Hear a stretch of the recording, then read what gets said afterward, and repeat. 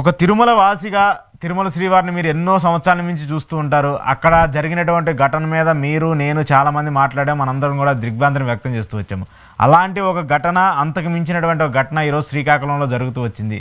Same గతంలో ఏదైతే ఏకాదశి సందర్భంగా జరుగుతూ వచ్చినటువంటి ఘటన ఉందో, ఈరోజు ఏకాదశికి సంబంధించి కూడా శ్రీకాకుళంలో జరిగినటువంటి ఈ ఘటన కూడా మనం చూస్తూ ఉండాలి.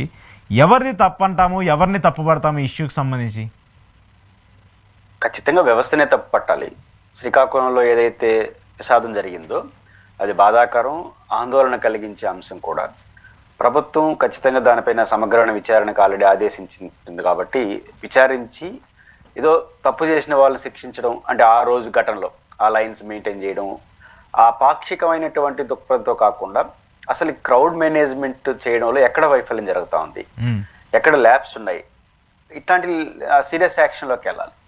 ఇప్పుడు మీరు ఇంట్రడక్షన్ లో ప్రస్తావించినట్టు ఇది మూడో ఘటన.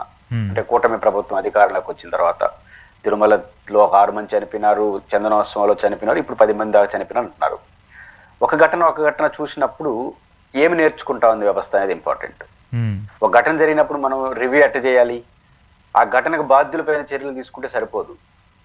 ఆ ఘటన ఎందుకు జరుగుతా ఉంది, భక్తుల్లో వస్తున్న మార్పు ఏంటి, క్రౌడ్లో వస్తున్న మార్పు ఏంటి, ఆ క్రౌడ్ మేనేజ్మెంట్ లో ఎలాంటి స్టెప్ తీసుకోవాలి, దీని వైపు సీరియస్ యాక్షన్ లోకి వెళ్తే ఈ ఘటన జరుగుండేది కాదు. మనం ఘటన జరిగినప్పుడు అసలు ఎక్స్ఎస్ఐ లేదా సిఐ తమ అధికారిని సస్పెండ్ చేసేస్తే ఇది, లేదా వాళ్ళకి నష్టపరిహారంగా ఏదో ఇది కుదరదు. ఇది భయం మాత్రం వస్తుంది నిర్వాహకులకి.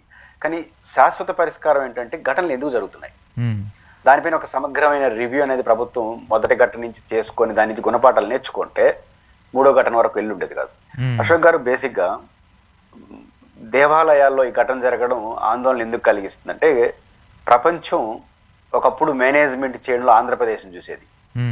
అంటే గుడుల మేనేజ్మెంట్ లో సౌత్ ఇండియా దేశానికి ఆదర్శం, పర్టికులర్ ఆంధ్రప్రదేశ్ ప్రపంచానికి ఆదర్శం.